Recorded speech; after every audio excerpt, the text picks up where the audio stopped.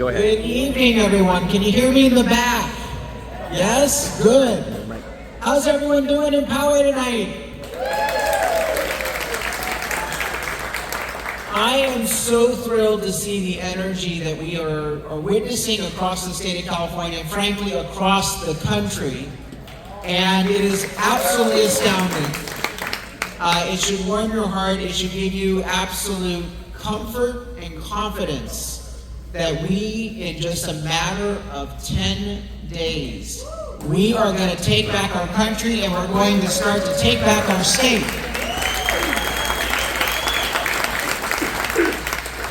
In tonight's program, we're going to start out with why are we in the ditch that we're in, and why you should have the hope and the confidence that we can dig ourselves out of the ditch in California. I know a lot of people feel as though the only choice you have is to flee the state. Let me tell you, that is a false choice. The only rational, the only acceptable, the right choice is to stay and fight and take back this state from the far left insanity that grips it. And I'm not just saying that from the standpoint of you should, you ought to. I need you to understand with every fiber of your being, and I've got the receipts to prove it, it's not just you ought to stay and fight. You can stay and fight, and we will take back this state. You need to believe that. You need to act on that, and it will happen. Second thing we're going to do is we're going to go through the mechanics of voting. How to vote. And most people don't need to be told how to vote. Unfortunately, in California, we have such a dysfunctional, screwed-up system that you really do need to know the rules and how to vote to secure your ballot and ensure that you are not disenfranchised. Because it happens to more people than you know. And what I want to do is make sure that you can easily verify that your vote is part of the tally well in advance of Election Day, so that if there was a problem, you can fix it. But more importantly, I need to explain to you how to solve problems in the voting, because you may come across someone in the next 10 days that has a problem, and you're going to be the one with the answers to fix it, because I'll give you the quick tutorial. And then third and finally, we are going to cover the most powerful weapon that we, the common sense grassroots Californians, have. It is what we call the Plain English Voter Guide. And yes, the words plain English trigger the left something terrible.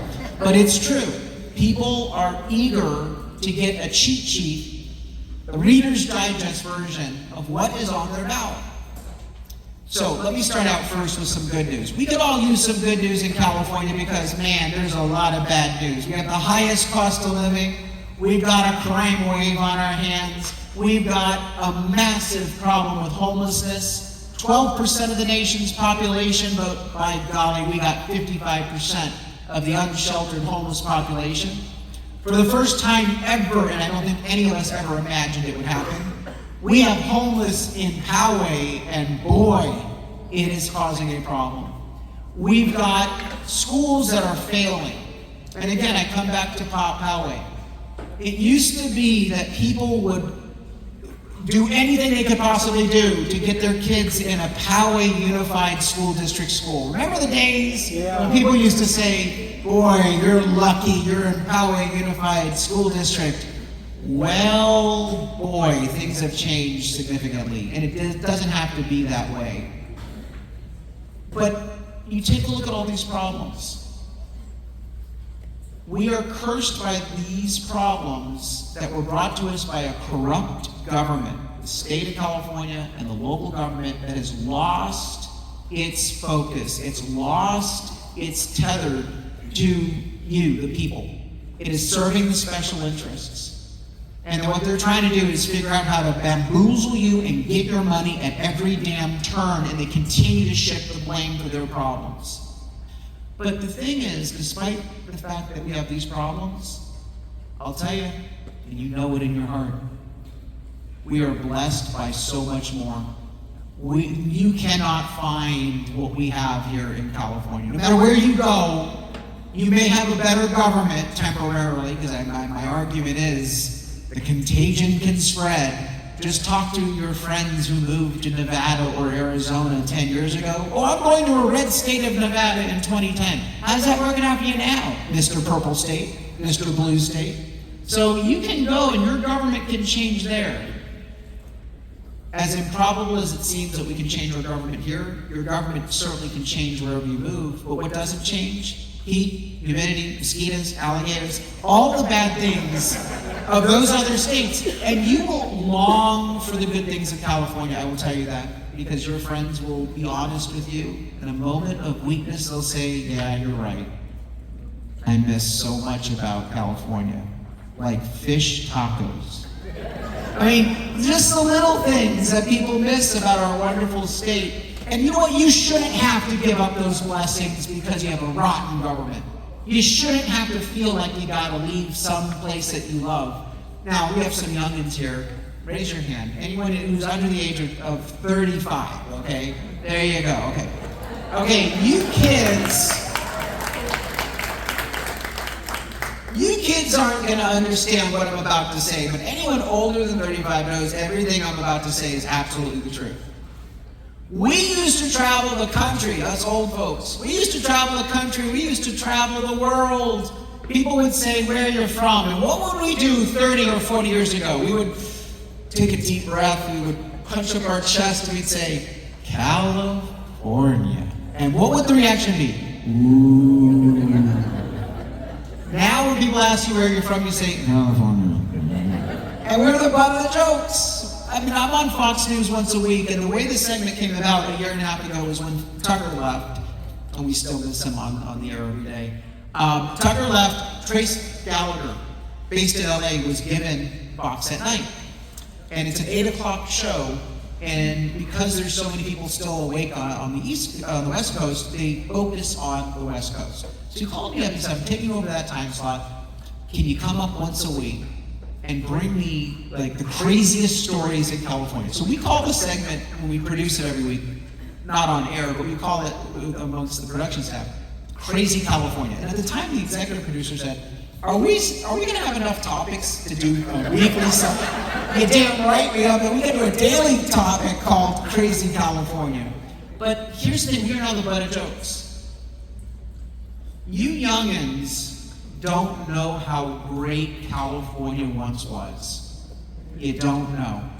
You don't know that California used to be the little America within America. Because people come from all around the world to the land of opportunity saying, if I can get to America, I get a fresh start, and I get opportunity, I get freedom, the sky's the limit. That's why we have so many people wanting to come here, but we want them only to come legally. But people within the United States used to say that about California. They'd come from the Midwest, they'd come from Texas. Yes, people used to move from Texas to California, not the other way around.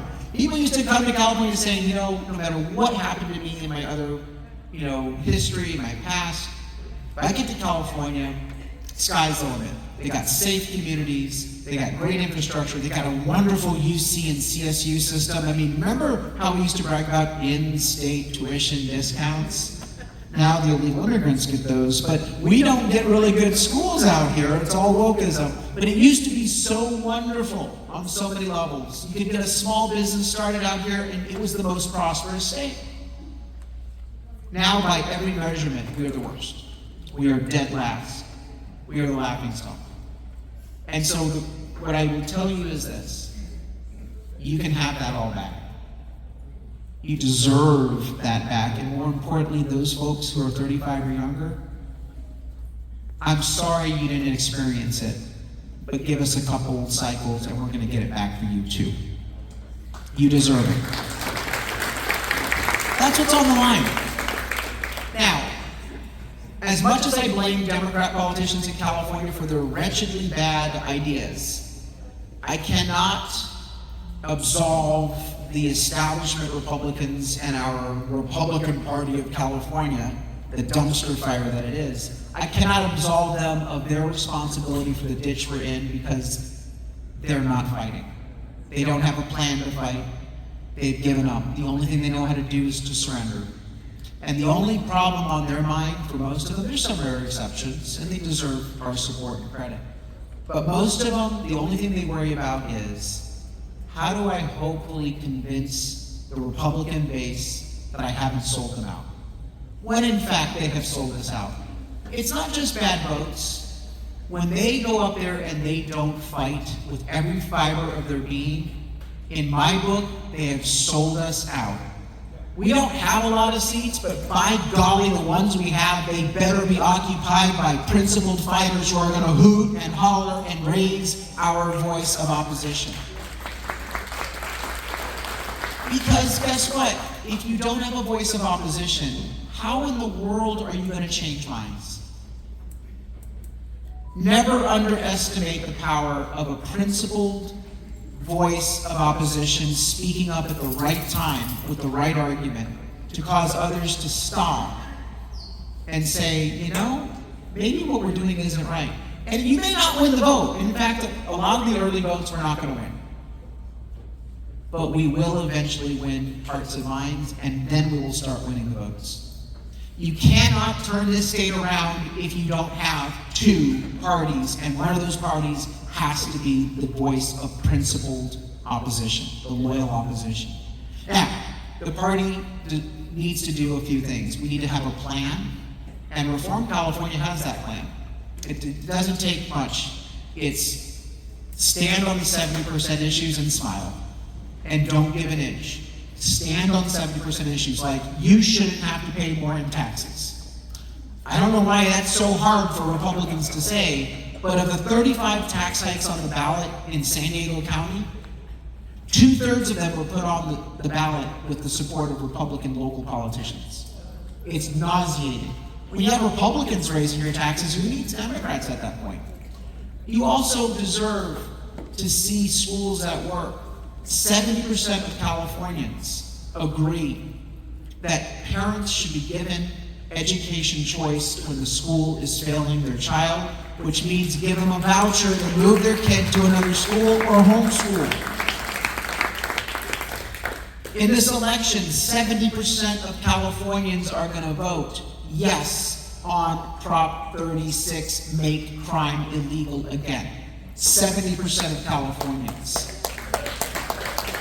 And yes, 65% of Californians, including Latinos, say the border is a crisis, that we should end sanctuary state and send criminals packing home when they commit a crime, and we shouldn't be giving the lavish welfare benefits out to illegal immigrants. It's only a carrot dangling to get them across the border and incentivizing that border crisis. 65% of Californians agree with our border security plan. You know what that means, my friends? What it means is that you are part of a super majority in the state, you just don't know it. Because the politicians and the media have been telling you for the past 10 years, 15 years, that if you're a conservative, if you are anything but far left, that something's wrong with you. You're a fringe person, you're an extremist, you're part of the minority. What's wrong with you? People don't agree with you. Maybe you should go to another state like Texas where they think that way. No. I'm here to tell you there's absolutely nothing wrong with you. You are not the extremist. You are not the fringe. They are. You are the supermajority consensus on the issues that matter, that other Californians want to see change. I did a podcast this morning on the polling that we just got from Public Policy Institute of California. It just posted at 5 o'clock.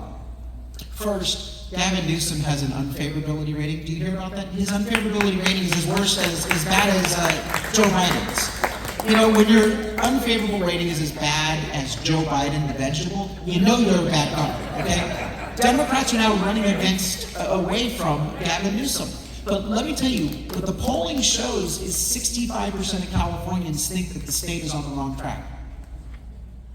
Which means that a lot of Democrat voters are saying, my party is not doing right by me. You can't get 65% with just Republicans or conservative independents. You get 65% with some of your Democrat friends.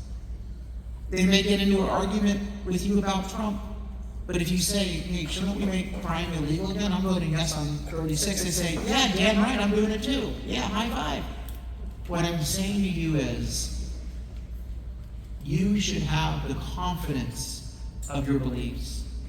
There's nothing wrong with you, and that others are naturally coming to our side. Now, what we now have to provide them with, we have to provide them with the tools to exercise their judgment.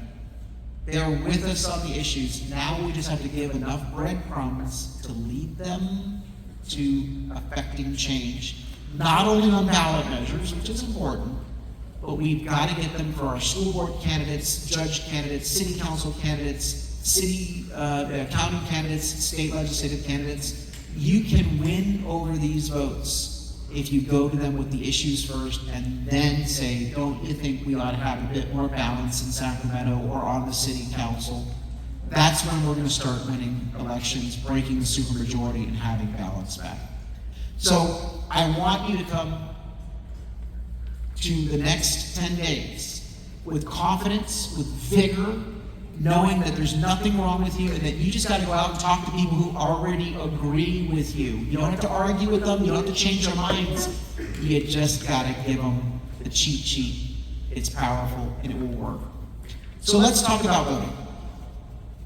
I don't even believe I've got to tell you how to go through the mechanics of voting, because in other states, even in third world countries, voting is pretty easy. You get a ballot, they ask you for an identification, you fill in the bubble, it happens on one day, they count the votes by midnight on the same day that the election happens. Ooh, isn't that amazing? Here in California, we will have 12 million uncounted ballots the Wednesday after the election. I mean, Saddam Hussein is sitting there in his grave rolling over saying, I didn't need to shoot my opponents, I just needed to adopt the California election system. I would have won every time. We have a broken election system, but I don't want you to think that somehow that Dominion machines are changing your votes. That's not true. It's not happening. We have done a deep dive. I love Mike Lindell's pillows, but the guy needs to stick to making pillows and not talking about conspiracy theories. We have real problems with election integrity in California in this country, but it's not being done by software. It's being done by having voter rolls that are outdated, intentionally made to be outdated. How do they do that? They tell the registrar of voters that if someone moves out of the state, don't take them off the rolls.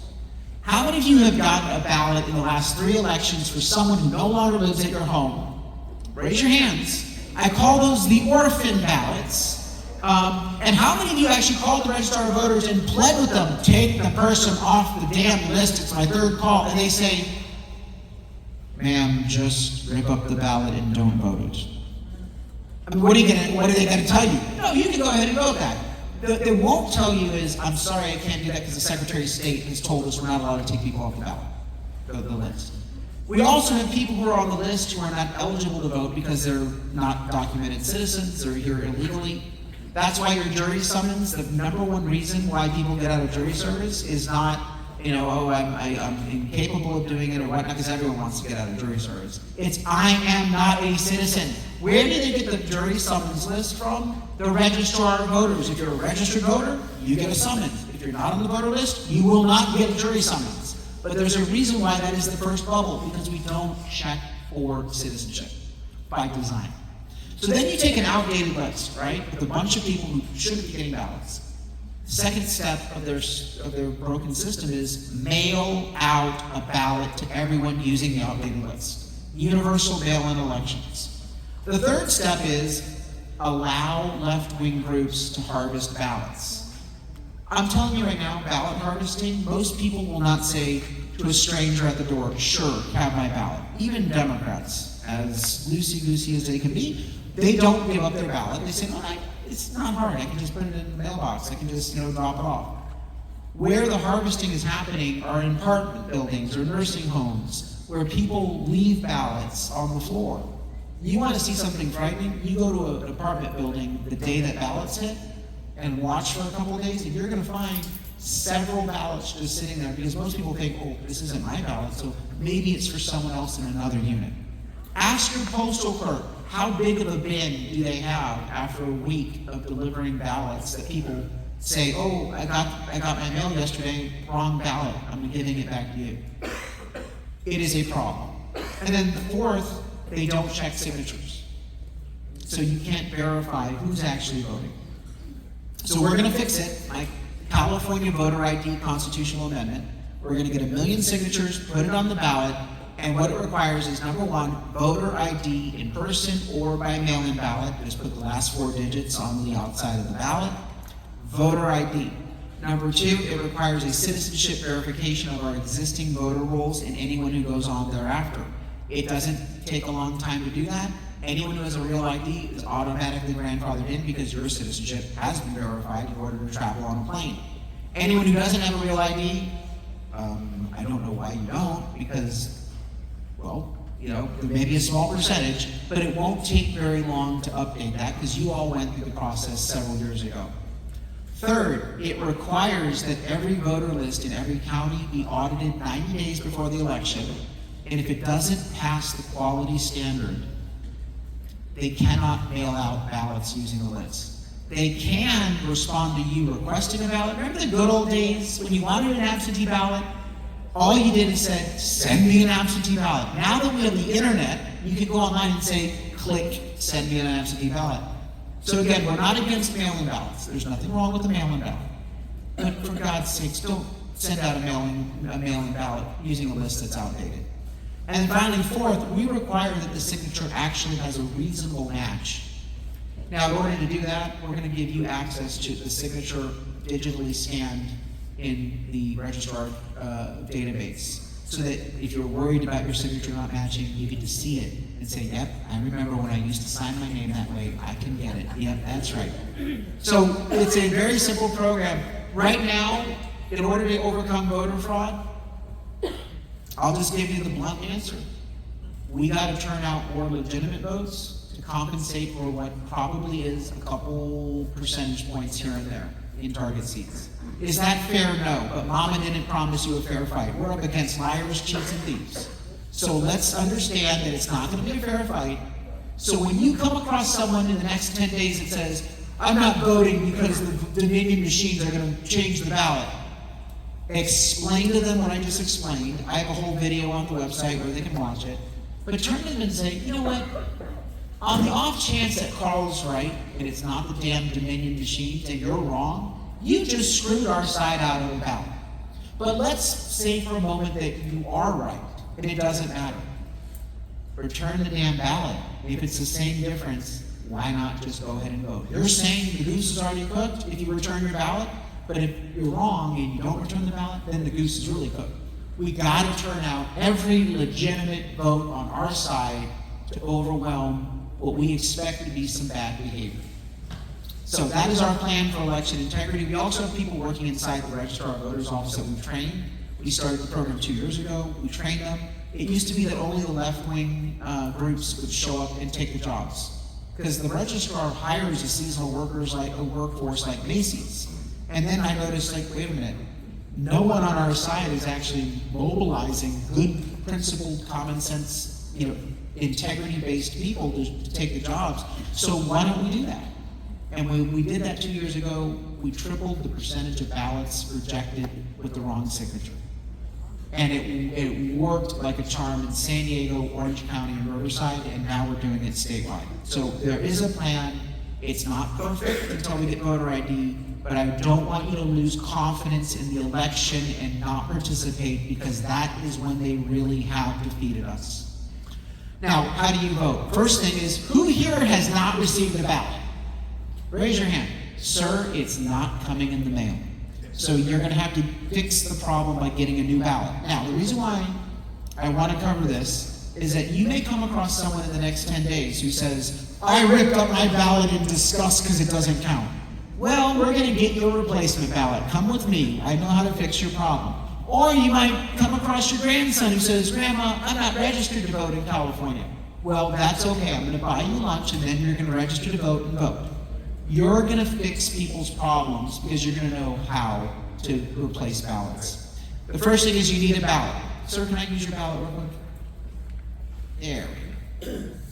I am not a Democrat harvester. I will bring you your ballot back. Okay, so you received an envelope, and inside the envelope is another envelope, and inside that envelope is a ballot. The ballot is a cardstock legal size ballot. It has ovals on it and names and races and ballot measures. So that's pretty easy to understand. But the most important thing is this yellow envelope. The yellow envelope is where your ballot goes inside. You seal it. Then you look at the red box on the other side, the white side. You must sign and date inside the red box. Now, a moment ago, I told you that we're improving the signature checks. You might say, well, I don't remember how my signature looks. It's okay, do your best, all right? Because there's going to be a process for fixing it if it's rejected. Sign and date inside the red box. You will notice there's another box there that's a black box. Do not sign and date that. If you do, it's okay. You just harvested your own ballot. Nothing bad happens there. You agree with yourself, returning your own ballot for yourself. Great.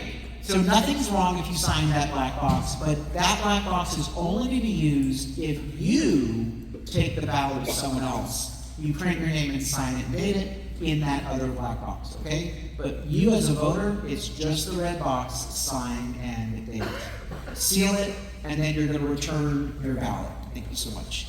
Now your ballot, you can use any color ink, blue, green, red, we prefer black.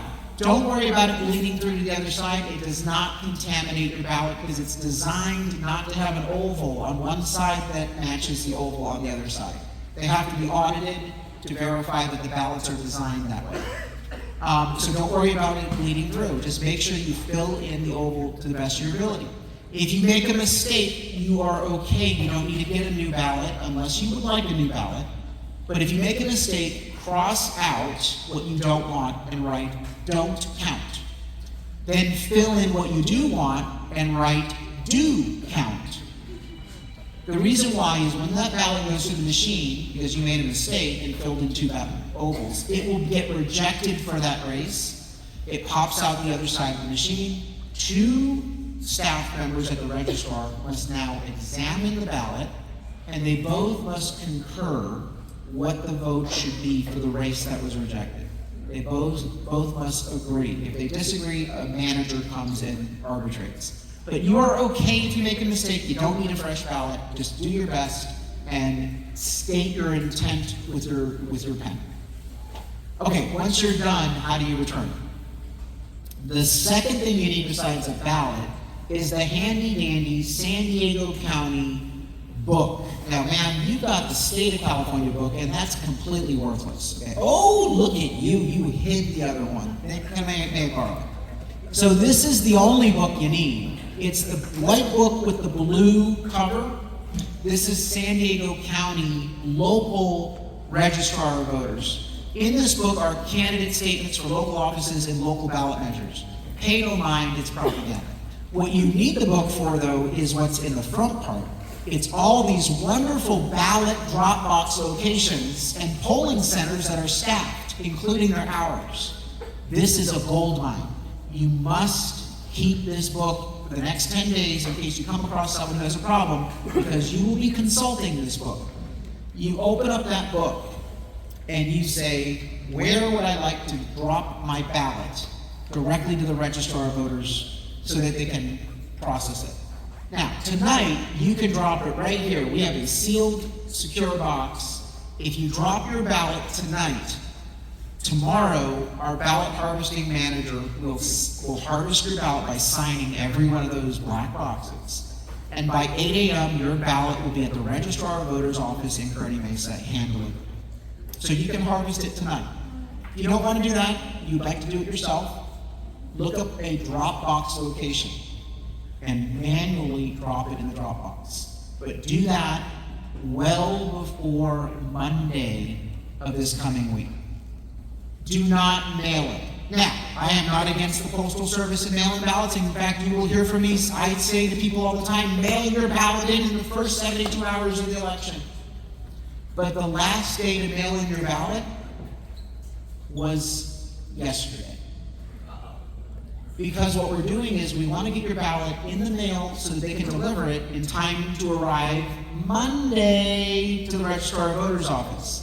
Now, in order to get it in by Monday, you need to put it in the drop box tomorrow or 5 o'clock on Monday. Anytime this weekend, 5 o'clock on Monday. Why are we getting it in early? Because we are going to trust but verify. We need to verify our ballot. By getting the ballot by mail or physically at the drop box in by Monday, you are now giving the registrar of voters not 1, not 2, but you're giving them a whole 3 days to process your ballot at Green Mesa. Because my goal is to get you counted by Friday, November 1st. What happens on Friday, November 1st? If you got it in by Monday, if you give it to me tonight, if you mail it or don't mail it, if you drop it, this weekend, if it's not counted by November 1st, you actually have a pretty big problem. It ain't gonna get counted in all likelihood. So what we will do is, starting on Tuesday next week, you're gonna go to a website, trackmyballot.org. Tuesday, Wednesday, Thursday, Friday, you're going to go every one of those days and check your status by putting in your first name, your last name, your zip code, and your date of birth. Ladies, do not lie about the date of birth on this one. You've got to actually get it right, because it will tell you what your ballot status is. Do not accept received. It needs to be received and counted. It might actually say rejected, which means your signature was rejected. But received and counted is what you need to see. Now, before you check the website, you actually may get an email or a text message from the state of California saying, congratulations, your ballot has been received and counted. So you don't have to check the website anymore if you get the notice. But you do need to check that website. If by Friday it isn't counted, then what you're going to do, and sir, this is what you're going to do because you don't have a ballot, you're going to do this now in the next couple of days. But if you have voted and it did not get counted on Friday, Saturday, Sunday, or Monday, not Tuesday, election day, on any of those days, you will open up that book and go to a staffed polling center, because all of the locations have maximum hours starting Friday, November 1st. A lot of them are open right now, and sir, you'll be able to find one of them that are open, but they're really open big time starting November 1st. So what you'll do is go in that weekend and you'll say, I have a problem. Now, does everyone in this room know that under state law, everyone in this room is entitled to 2 ballots in every election? Did you know that? If you're dead in California, dead people get 4, but you get 2. So you walk in and you say, I voted at Carl's Barbecue in Poway and it's not counted. And that was a week ago. I demand my second ballot, my provisional ballot. Sir, you're going to walk in and say, I'm registered to vote, but I didn't get a ballot. I demand my provisional ballot. You're going to drag that conservative who said they ripped up their ballot because they thought the Dominion machine was going to destroy it for them, and you're going to drag them in there and they're going to say, yeah, I ripped my ballot up in a moment of hatred and anger, but I'd like a second ballot, please. This one I'll treat much nicer. That person is entitled to a ballot. You do not need an excuse. You can walk in and just say, I would like a provisional ballot. And they'll say, well, why? You say, none of your business. I'd like a provisional ballot. And they will then hand you the form, you fill out the form, they give you the ballot. Now, what happens with the provisional ballot? It gets put in a provisional box. They will count all of the regular ballots first, then they will count the provisional ballot. The reason why they do that is, naughty, some people may be trying to get a second bite at the apple. So we make sure that the original ballots are all processed first, and then if your original ballot was not received and counted, they are mandated to count the provisional ballot. Okay? Very simple. It is, call it your insurance policy to make sure your voice is heard. It's very easy to get a second ballot, and you're only going to be able to vote once, but it is very easy to fix the problems. If you have a grandson that says, oh, I didn't register to vote, you missed the deadline. There is no deadline. You can register to vote if you're in line at 8 o'clock at night on election night. Now, let me tell you a little thing about election day. I want no one here to show up at a polling station on election day unless you are dragging someone who wasn't going to vote to the polls. Election day for us common sense conservatives taking back our state should be reserved only for us spiking the ball by turning out voters that they weren't expecting were going to show up because we charmed them or bullied them into voting on election day. I cannot turn out voters who are low propensity and don't want to vote if there's a line out the door. If I have a line out the door, that is the number one objection, and they will walk away and say, I'm out. I worry about that mom with 2 single kids in the back seat at 7 o'clock at night, pulling into the church parking lot, sitting in line saying, oh no, I'm out of here. These kids are hungry, I can't do it. Don't suppress the vote. Liberals vote by mail early. Conservatives, it's almost as though we're giving the finger to the state. I'm going to vote on election day, come hell or high water, I'm not going to use your damn mail-in ballot. They're laughing at us because they've cut the polling centers dramatically. They know that we have long lines. And I don't worry about you chickening out and getting out of line. I worry about the low propensity voter giving up. So let's not do that to ourselves and suppress our vote.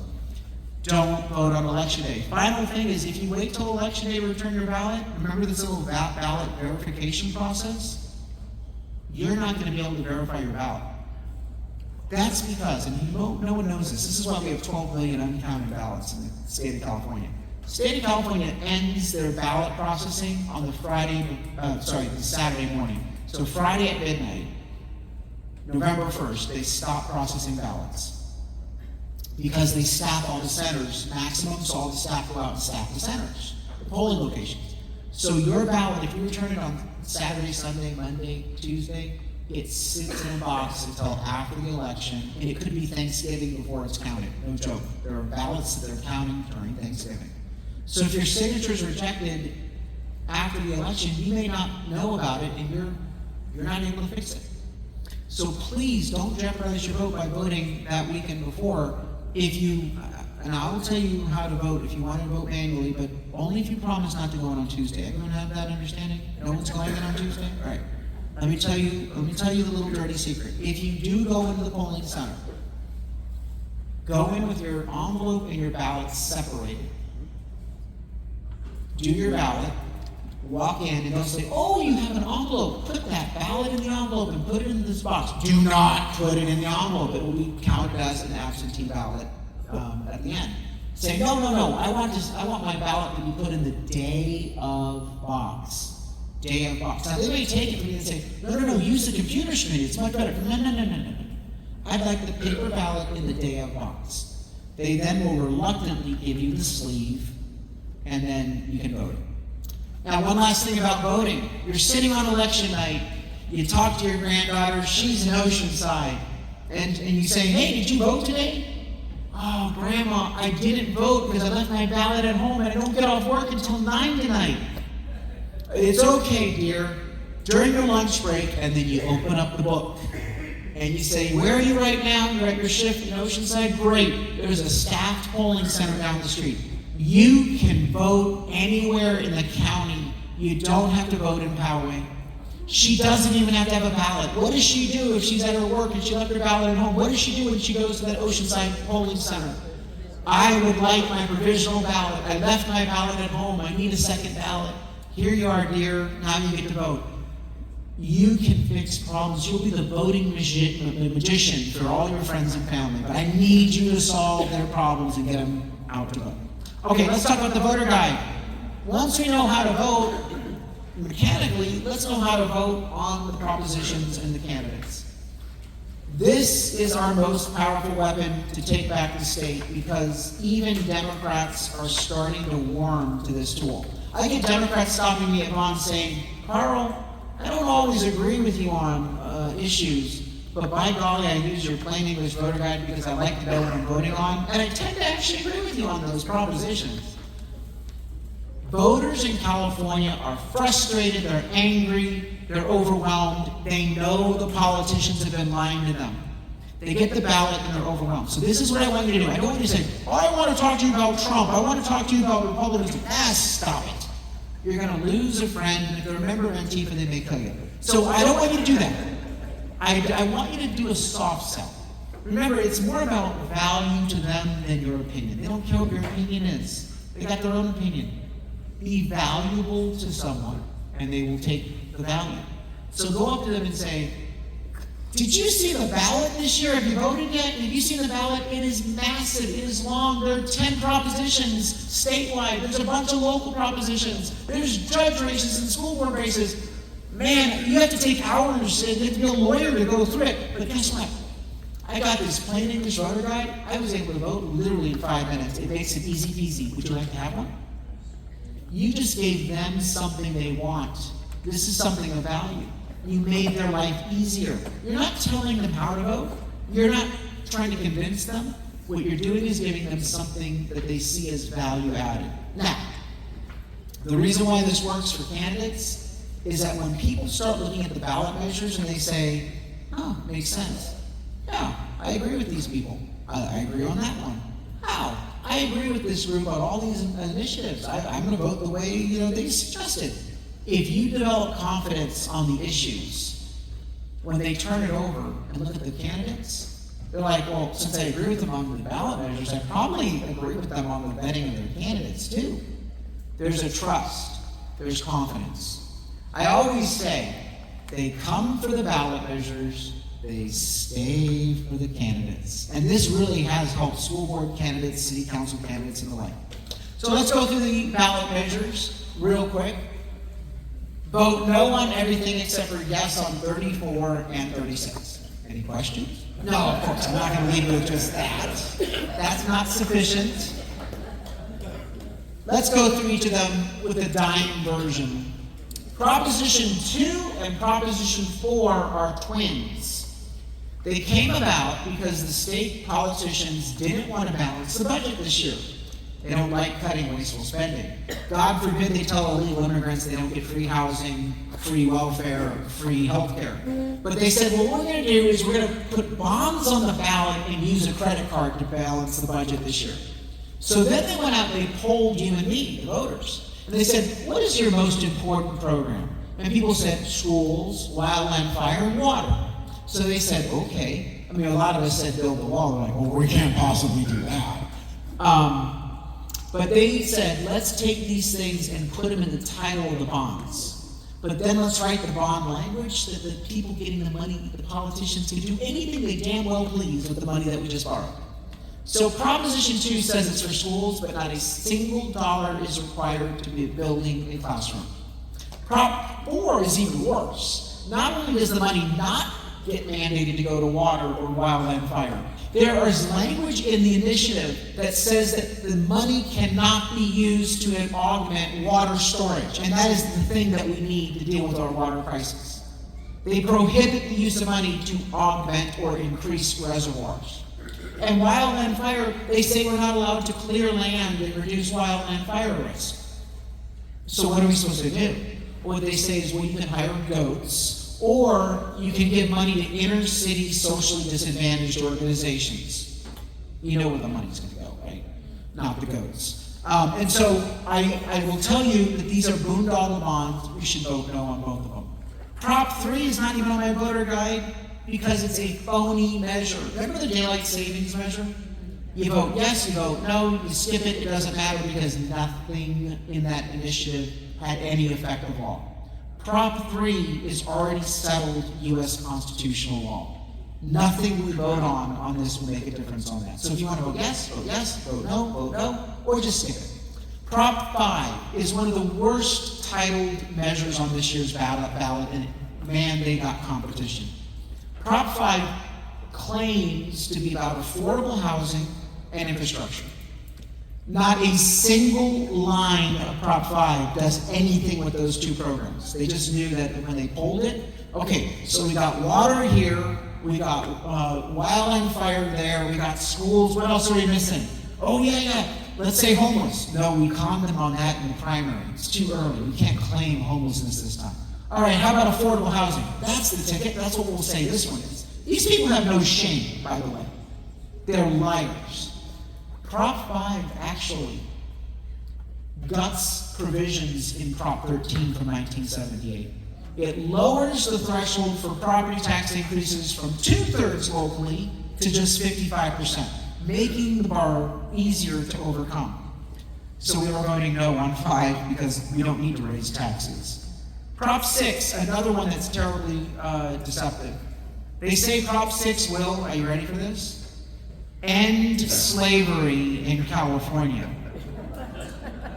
The only slaves we have left in California are taxpayers. Prop 6 actually changes the ability, prohibits the prison warden from telling prisoners that they got to clean their own toilet, mop the floors, serve the food, and do the laundry. In other words, we can't tell prisoners behind bars that they got to earn their own keep. Under state rules in every state, prisoners are told to work to maintain the prison. We give them a little spending money at the canteen, but we don't give them minimum wage because we're giving them all the other benefits, and, But they say, no. Prop 6 should say that the prisoners should not be mandated to work. If they work, they should be able to ready. Form a union, bargain for wage hikes, and file unfair labor complaints against the prison staff. Insane. No on 6. Okay, then the numbers on your state ballot jump from 6 to 32. Don't worry, you're not missing any initiatives. They just went to public school math class. They just don't know how to count. So 32 and 33, let's take these in turn. 32 and 33 are both inflation spikers. The minimum wage increase does not help poor kids. It actually reduces the number of entry-level jobs through automation. We've seen this absolutely happening. Plus, it will increase your costs. Vote no on 32. 33, people think, I'm okay with rent control because people shouldn't be raising rent. The rents are going up because of supply and demand. Let's talk about the problem there. But secondly, there are provisions in 33 that gut the ability of landlords to get rid of bad tenants. So if a tenant doesn't pay their rent, who's going to pay the rent? You know who pays the rent? The good tenants. They have their rent increased. Then you got a tenant who has a meth lab. That's always real fun. And the landlord says, sorry, I'd love to evict them, but Prop 33 ties my hands. Landlords are not even allowed to do a criminal background check now on people who are applying. If they use drugs or are found with drugs, there's nothing that can be done. And so landlords are literally saying, I'm out. I'm going to do condo conversions. You can't be a landlord anymore. You get rid of apartments in California, there will be no affordable housing left. And so no on 33. Now, what's so interesting about this is that while they're choking the supply through reasonable means, Gavin Newsom is trying to bully Poway and other communities by saying, put a homeless Section 8 housing project in every neighborhood. And of course, we have a city council here, Brian Pepin, who's the leader of the developers cabal. That guy's got to go in 2 years. Bye, Brian, you've sold your seat. They're trying to put these dense projects in neighborhoods here in Poway, and then they don't even put the infrastructure in because they literally are getting all these government subsidies. No. So the 33 is not the way to solve the problem. 34 is a rare good item. It's rare. It closes a loophole that allows left-wing organizations to get government contracts and grants and then skim a portion of your taxpayer money and put it into politics.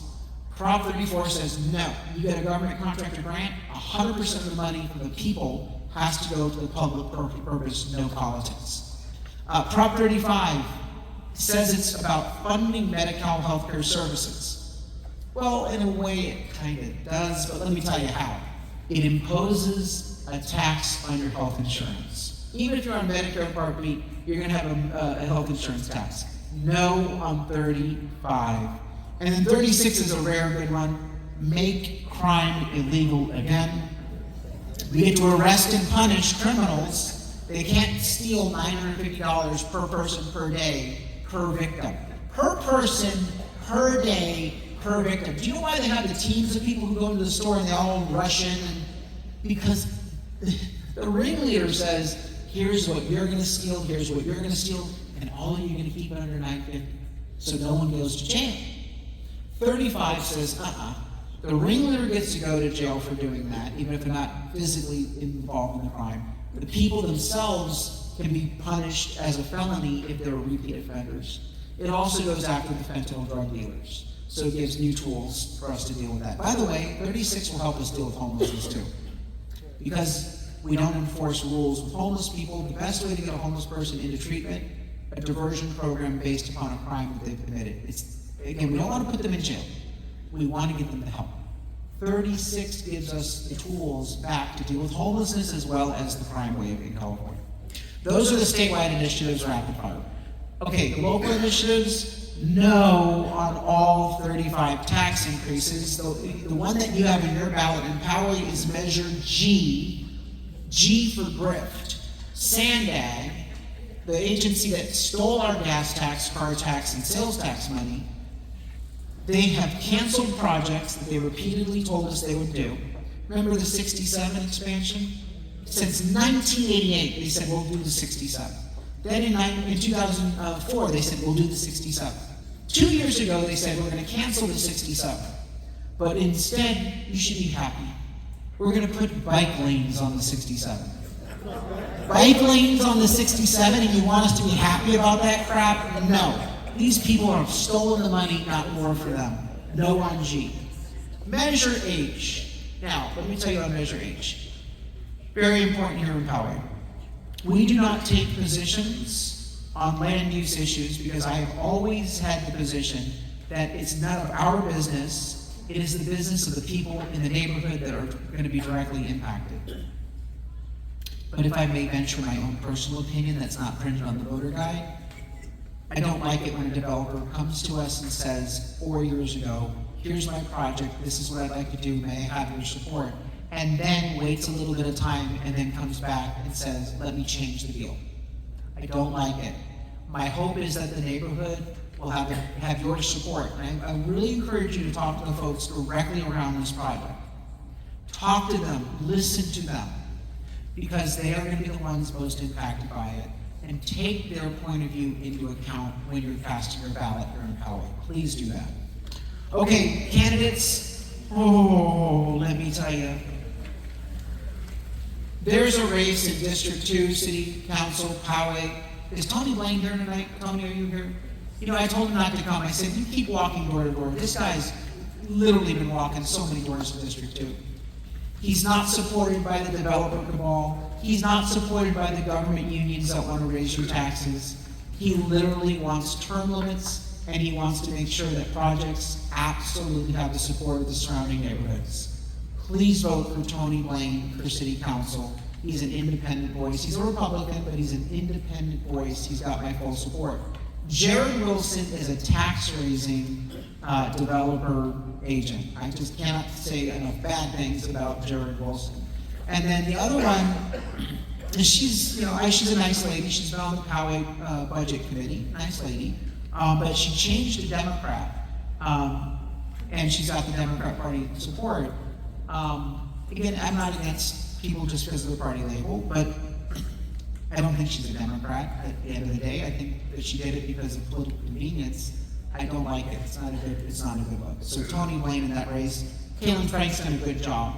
I don't agree with her on everything, but her opponent, defund the police, raise the taxes, no thank you. For Poway Unified School District, please, Lord, we gotta put some common sense back on that board. Craig Pond all the way, every day. He is going to really listen to parents and get the curriculum back to the basics. Craig, are you here? There you go. Stand up, please. I'm sorry, I thought that looked like you. He's been thinning down because he's been walking door to door. Craig Pond for Poway Unified School District. And then, of course, in another district, Rancho Penasquitos, I had a guy here from Penasquitos. We got ourselves, our wonderful candidate, Tim Doherty. If we get these 2 seats, I do believe that we're going to be able to turn the corner. And in the next election, we're going to come for the other seats. Thank God we were able to get a wretchedly bad superintendent out of office. She lied, she bullied, she put bad curriculum in the classroom. When I did the rally in front of the PUSD headquarters 2 years ago, it was because they did critical race theory, and parents were upset. So then she told the police that parents were committing domestic violence. I'm sorry, this is wretched. When someone who's a government official falsely claims that someone made threats and then does a TRO against the person, that follows that person's reputation for the rest of their life. It will impact their employment and everything. By the way, the TRO ultimately was denied because the threats weren't made. But that was a smear. So we did a press conference, and the superintendent said, there's no critical race theory. We had 2 teachers give us the curriculum. They said, well, then what's this? Oh, well, that's optional. It's for a class extra credit course. Well, it's curriculum that parents aren't aware of. They're not consulted about. And if you're lying to parents and saying it doesn't exist, that's a bigger problem than even the curriculum.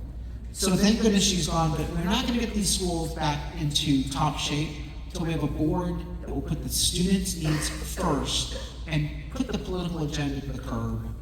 These schools need to go back to the basics. So please, let's get this done in Poway. All right, and then the city council, the assembly race. Oh my gosh. You all see the mailbox. We got $2 million coming in from Sacramento attacking us. And I want to say thank you for the primary win. We got 68% of the vote in the universe that they went after with Republicans and Independents. But please, pay no mind to the lies. And if you do get a lie, let us know. You are my truth patrol. When you get a mailer or a text message, let us know so we can respond immediately. 2 weeks ago, they sent out a lie saying, I don't like firefighters, I took away their death and disability benefits. Actually, the truth is, I'm the author of Measure B from 2012 that the voters overwhelmingly approved with 72% of the vote that guarantees and mandates death and disability benefits for firefighters. I mean, I was joking. What are they going to say next? Carl DeMaio was straight. They'd have a better time trying to convince people of that. But these people do not care about the truth. They're just trying to peddle the lies. So please, let's get this across the finish line. Tell your neighbors not to pay attention to it. If they have any concerns or questions, call me directly. Come to one of our barbecues.